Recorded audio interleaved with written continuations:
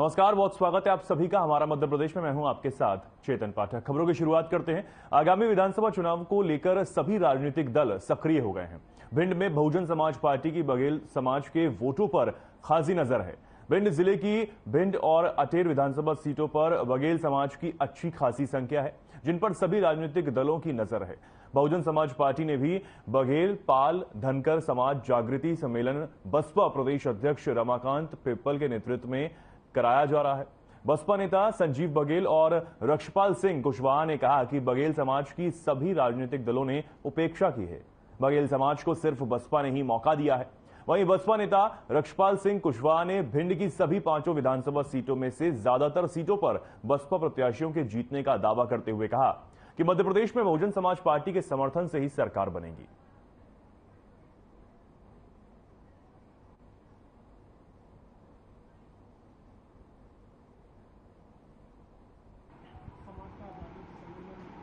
तो भिंड विधानसभा की ओर से माननीय प्रदेश अध्यक्ष जी का स्वागत वंदन कार्यक्रम रखा गया है भिंड सुभाष त्राय पर, जिसमें विधानसभा के सभी पदाधिकारी कार्यकर्ता मौजूद रहेंगे और उनका बहुत सौल श्रीफल फलदान किया जाएगा।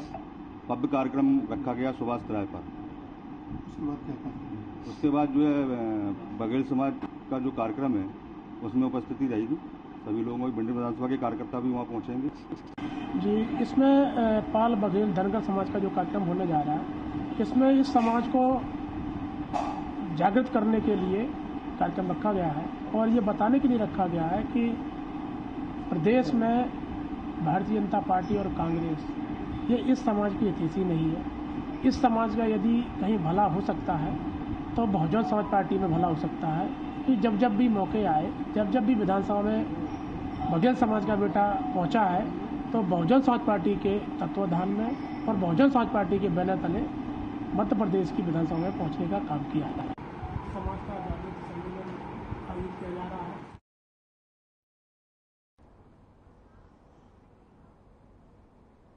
गुना के एक ठेकेदार ने मुख्यमंत्री निवास पर दिए धरने के उपरांत लोक निर्माण विभाग के सभी ठेकेदार एकजुट हो गए हैं और उन्होंने आज से लोक निर्माण विभाग कैंपस में भुगतान को लेकर अनिश्चितकालीन हड़ताल शुरू कर दी है। ठेकेदारों की मांग है कि वो कोई अनुदान नहीं मांग रहे बल्कि अपने श्रम का हक मांग रहे हैं। ठेकेदारों का कहना है कि आज उनकी दयनीय स्थिति होती चली जा रही है। 4 सालों से विभाग ने उनके भुगतान को रोक रखा है। ठेकेदार यूनियन के अध्यक्ष अजय जैन ने बताया कि गुना के ठेकेदारों का लोक निर्माण विभाग में लगभग 10 करोड़ रुपयों का भुगतान होना है, जो कि पिछले 4 सालों से रुका हुआ है।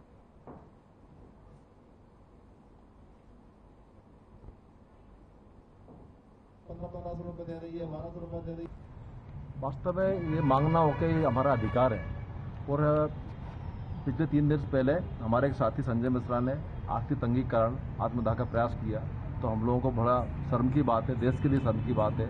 हम एक्चुअल में आंदोलन तो नहीं है, अपना अधिकार मांग रहे हैं, लेकिन आंदोलन का रूप देना पड़ रहा है, हमको बड़े शर्म आ रही है।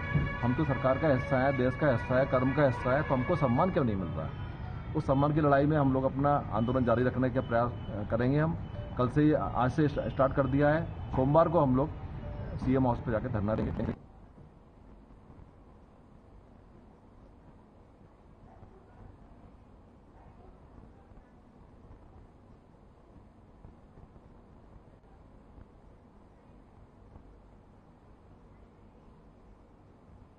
सुलगांव में किसानों ने बिजली विभाग के द्वारा 7 घंटे बिजली दिए जाने के विरोध में ग्रिड को घेर कर आक्रोश व्यक्त किया।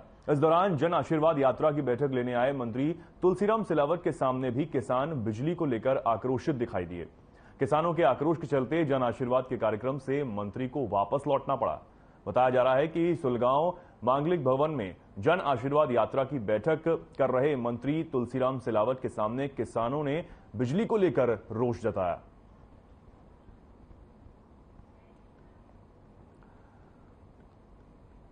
सात घंटे ही बिजली दी जा रही है, जिस वजह से जो किसान हैं वो बेहद नाराज हैं और उन्होंने मंत्री तुलसीराम सिलावट के सामने अपना आक्रोश यहां पर जताया है। आपको बता दें, सुलगांव में किसानों ने बिजली विभाग के खिलाफ जमकर आक्रोश जताया, प्रदर्शन यहां पर किया और मंत्री तुलसीराम सिलावट के सामने भी किसानों ने जमकर नाराजगी व्यक्त की है।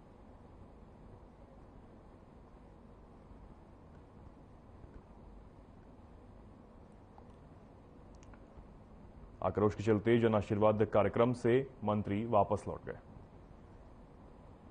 अपने यहाँ बिजली 12 घंटे मिल रही थी, उसको सरकार ने घटा के 7 घंटे कर दी, और वो भी नाइट में, दिन में नहीं देने का नहीं बोल गए। इसलिए हमने यहाँ कृषि मंत्री वो सिलावट जी से बात करी, वो भी नहीं बोल गए अभी लाइन की व्यवस्था नहीं है, हम लाइट आपको नहीं दे पाएंगे। आपकी क्या मांग है? हमको 12 से 24 घंटे बिजली चाहिए।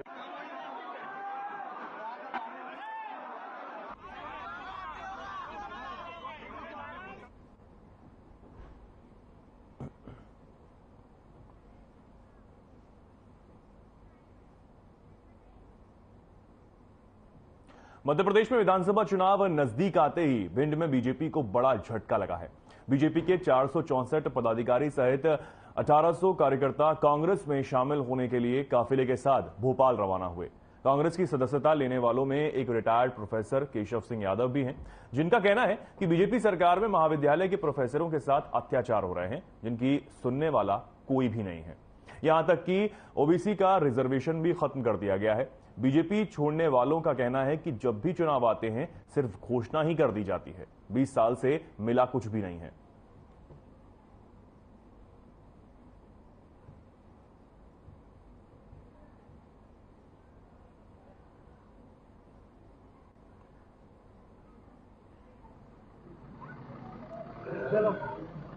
अभी मैं भोपाल के लिए जाना चाह रहा हूं। रास्ते में लंबा सफर है, इसलिए शाम को समय चुना है।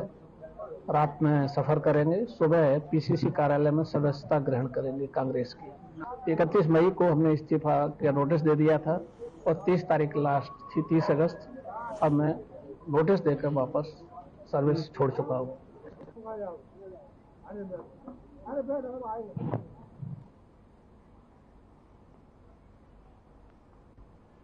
भिंड दतिया सांसद संध्या राय और मंत्री ओपीएस भदौरिया और कलेक्टर संजीव श्रीवास्तव ने भिंड रेलवे स्टेशन पहुंचकर मुख्यमंत्री तीर्थ दर्शन यात्री ट्रेन को हरी झंडी दिखाकर नागपुर के लिए रवाना किया।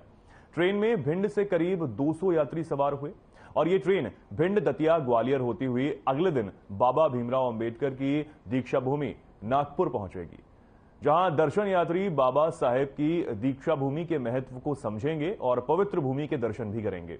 वहीं रेलवे प्रशासन की तरफ से सभी तीर्थ यात्रियों की विशेष सुरक्षा और खाने पीने की व्यवस्था की गई है।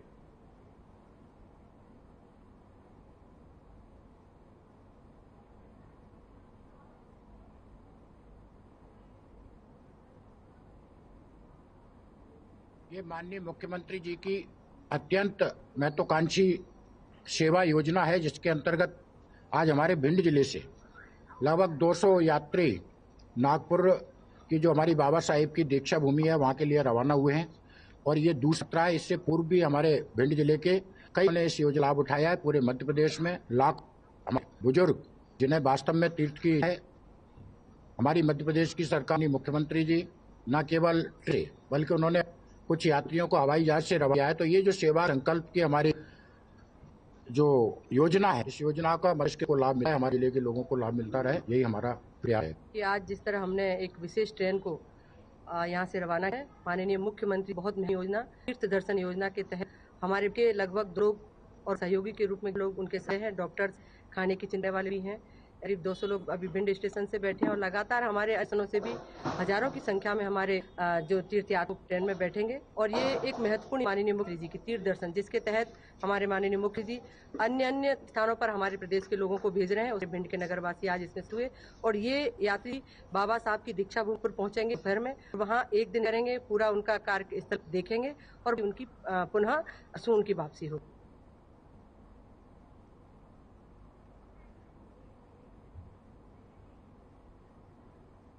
भिंड में सामाजिक न्याय और आधिकारिकता मंत्रालय, भारत सरकार, भारतीय कृत्रिम अंग निर्माण निगम तथा जिला प्रशासन द्वारा संयुक्त रूप से सामाजिक आधिकारिकता शिविर का आयोजन निराला रंग बिहार मेला ग्राउंड में किया गया, जिसमें 72 सहायक उपकरणों का वितरण दिव्यांगजनों के बीच किया गया। कार्यक्रम में नगरीय विकास और आवास राज्य मंत्री ओपीएस भदौरिया, सांसद संध्या राय, कलेक्टर संजीव श्रीवास्तव, उप संचालक सामाजिक न्याय संजय जैन सहित अन्य अधिकारी, जनप्रतिनिधिगण, दिव्यांग बंधु उपस्थित रहे। कार्यक्रम को संबोधित करते हुए आवास राज्य मंत्री ओपीएस भदौरिया और सांसद संध्या राय ने भारत सरकार और प्रदेश सरकार की योजनाओं की सराहना की।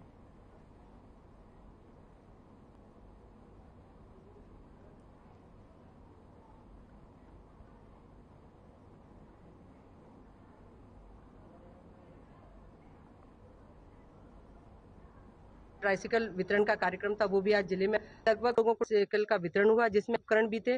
और उसी तरह सामाजिक न्याय विभाग की तरफ से लगातार हमारे और दतिया दिव्यांग सूची में है, योजना में दोनों जुड़े हैं, तब से लगातार मेरा 20 से 21, 22, 23 लगातार हर लगभग ऐसे साल में आयोजन होते हैं हमारे दिव्यांग भाइयों को जल के लिए वितरण करता है। और इससे हमारे जो दिव्यांग भाई है उनको आत्मनिर्भर बनने के लिए हमारी सरकार की पहल।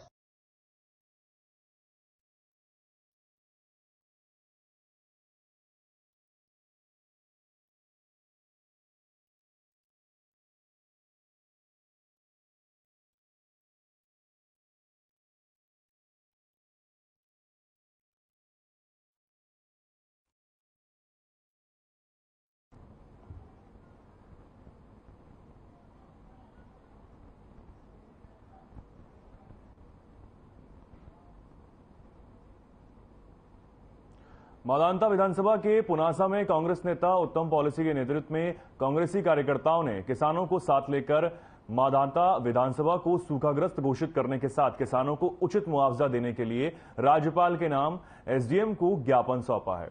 बता दें कि किसानों को बहुत नुकसान झेलना पड़ रहा है। इंद्र देवता नाराज हो चुके हैं। बारिश नहीं होने से किसानों की फसलें खेतों में खराब हो रही हैं, जिसे लेकर शुक्रवार को कांग्रेस नेता उत्तम पाल सिंह, यूथ कांग्रेस अध्यक्ष युवराज सिंह तोमर और कांग्रेस कार्यकर्ता साथ ही किसान बड़ी संख्या में पुनासा एसडीएम कार्यालय पहुंचे, जहां उन्होंने जमकर नारेबाजी की और मानधाता विधानसभा को सूखाग्रस्त घोषित करने और सर्वे कराकर उचित मुआवजे की मांग करने, नहरों में किसानों के पानी छोड़ने, बिजली कटौती बंद करने को लेकर राज्यपाल के नाम अपनी विभिन्न मांगों को लेकर रैली निकालकर नारेबाजी करते हुए ज्ञापन सौंपा।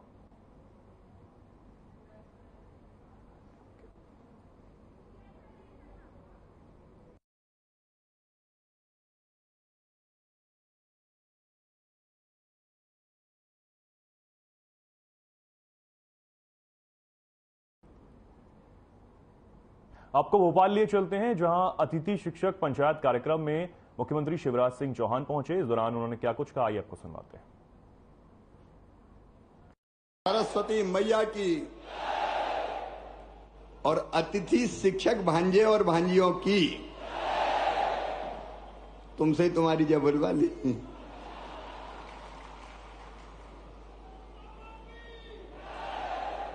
आज अतिथि शिक्षक महापंचायत में हमारे बीच पधारे हुए मध्य प्रदेश के हमारे स्कूली शिक्षा मंत्री आदरणीय इंदर सिंह परमार जी, भाई भारतीय मजदूर संघ के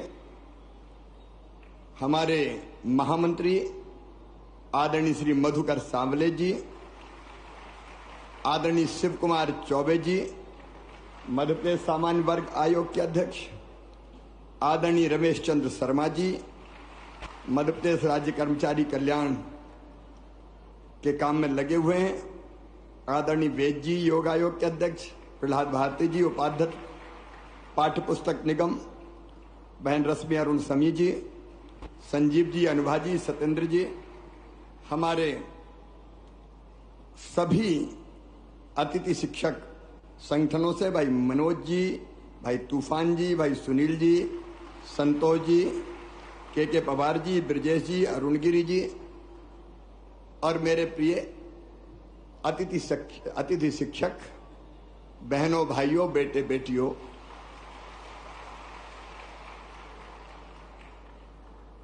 पिछली सरकार ने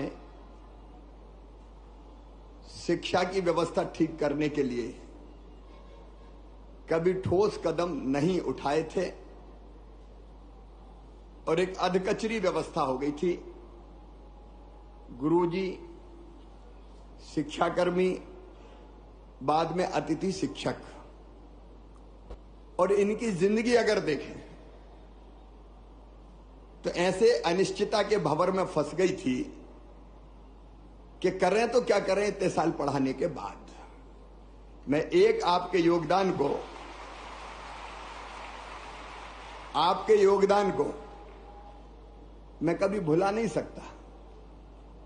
जब रेगुलर शिक्षक नहीं थे तब अतिथि शिक्षक के रूप में आपको पढ़ाने का दायित्व सौंपा गया और मुझे प्रसन्नता ये कहते हुए कि अधिकांश अतिथि शिक्षकों ने पूरी कर्तव्य निष्ठा के साथ अपने दायित्व का निर्वाह किया,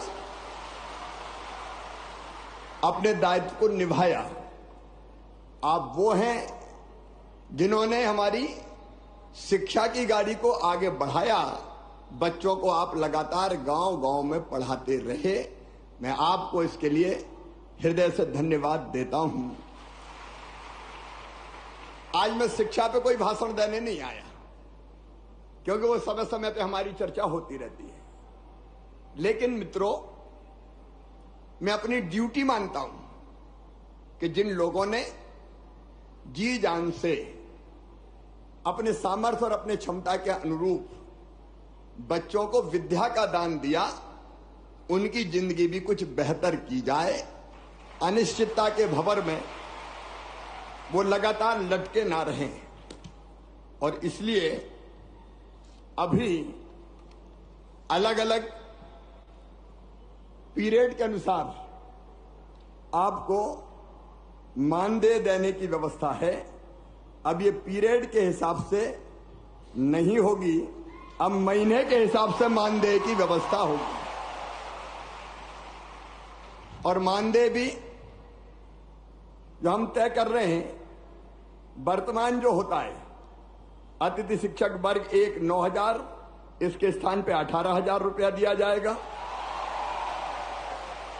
अतिथि शिक्षक वर्ग 2 7,000, उसकी जगह 14,000, और 3 को 5,000 की बजाय 10,000 रुपया ये मानदेय किया जाएगा। और अभी शायद हर महीने करते हैं अनुबंध, क्या करते हैं साल का, तो अब बीच में कोई भी गैप नहीं होगा। एक बार अनुबंध हो गया तो पूरे साल चलेगा, क्योंकि कुछ समय पढ़ाए वो उस समय करें क्या, आखिर उनकी भी तो जिंदगी का सवाल है।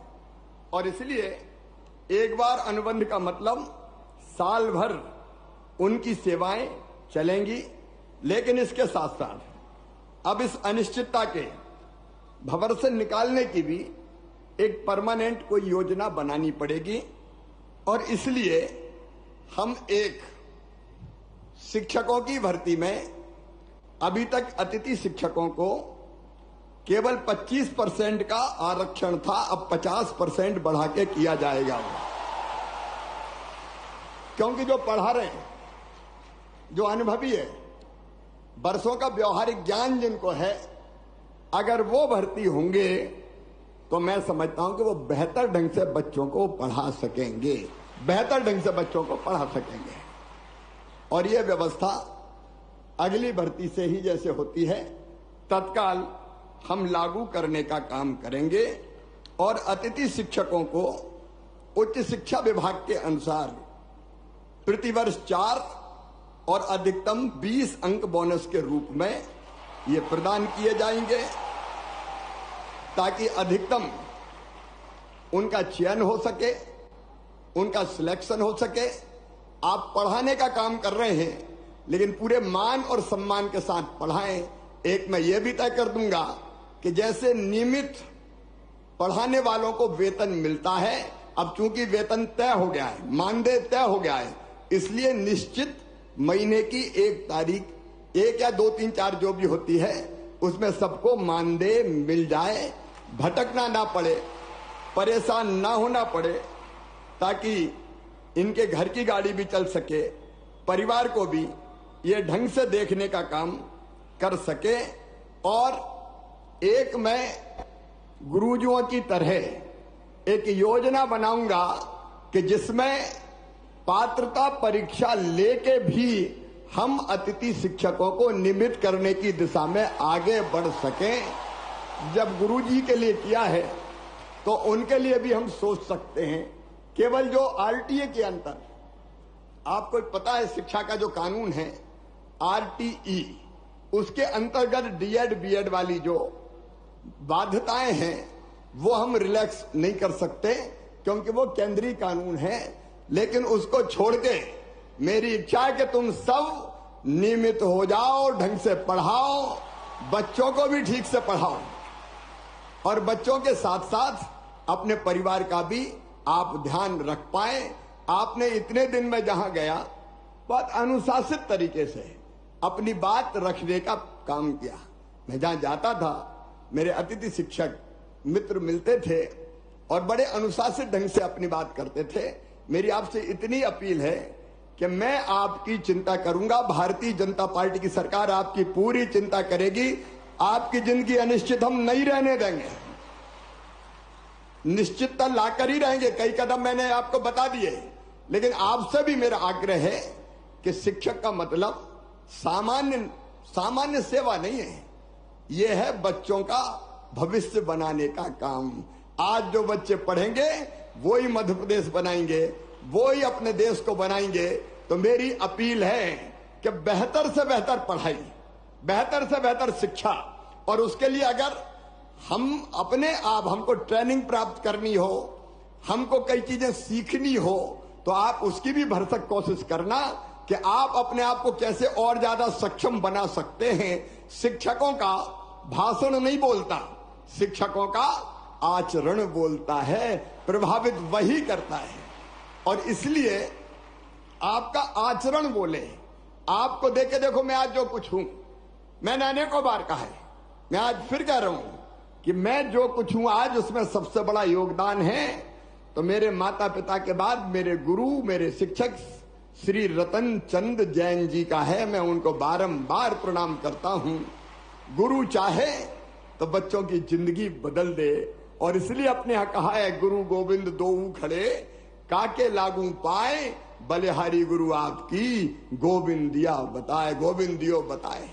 शिक्षा वो है जो मनुष्य को मनुष्य बना सके, शिक्षा वो है जो मुक्ति दिला सके। सा विद्या या विमुक्त है, शंकराचार्य जी महाराज ने कहा था। इस लोक में भी और परलोक में भी मेरे प्रिय भांजे और भांजियों, मैं यही आग्रह आपसे, देखिए मैं सरकार नहीं चलाता, मैं परिवार चलाता हूं, परिवार चलाता हूं। शायद ये पहली बार है जब मैंने मध्य प्रदेश के जितने हमारे साथी हैं कर्मचारी, उनकी ऐसी पंचायत बधाई, कोई की हिम्मत है कि पंचायत बुला ले। ये मामई की हिम्मत है कि पंचायत बुलाता है और चर्चा करके समस्याओं का समाधान, क्योंकि आप भी हमारे हो, मेरे परिवार के अभिन्न अंग हो, तो आपका सुख और दुख भी तो मेरा है। आपका एक कमिटमेंट मुझे चाहिए कि पढ़ाने में हम कोई कसर नहीं छोड़ेंगे। बोलो सब तैयार हो तो बोलो भारत माता की। एक कमिटमेंट आपका कि पढ़ाने में आप कोई कसर नहीं छोड़ेंगे, और दूसरा कमिटमेंट मेरा कि मैं आपकी जिंदगी में अनिश्चितता नहीं रहने दूंगा, निश्चितता लाकर ही चैन की सांस लूंगा। और उसकी कई चीजें मैंने आपके सामने रखी है, वो नीति बना के आपके भविष्य को भी सुरक्षित रखेंगे, क्योंकि आपके भी तो बच्चे हैं, आपके भी तो बेटा, कई की तो शादी हो गई और कई बार पहले शादी हो गई। कितने सालों से पढ़ा रहे हैं? मैं समझता हूं कि 15-15, 20-20 साल से पढ़ाने वाले भी शिक्षक हैं कि नहीं? अतिथि शिक्षक वो भी हैं। तो ये कहां जाएंगे? इनको कहां रास्ते में छोड़ेंगे? क्या इनको जीने का हक नहीं है? क्या इनको मुस्कुराने का अधिकार नहीं है?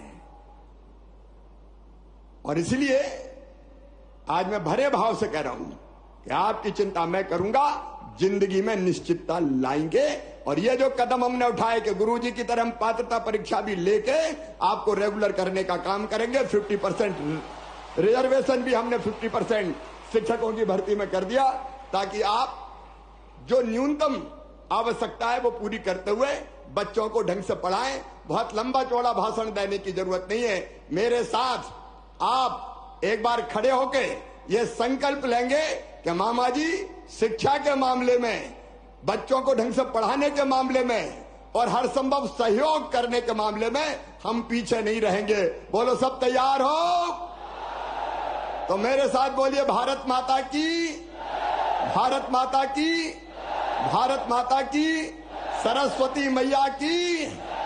जाओ मेरे प्रिय साथियों, अब आपका भविष्य सिक्योर है। ढंग से पढ़ाओ और अपने परिवार का भी ध्यान रखो। मध्य फिलहाल के लिए खबरों में इतना ही। नमस्कार।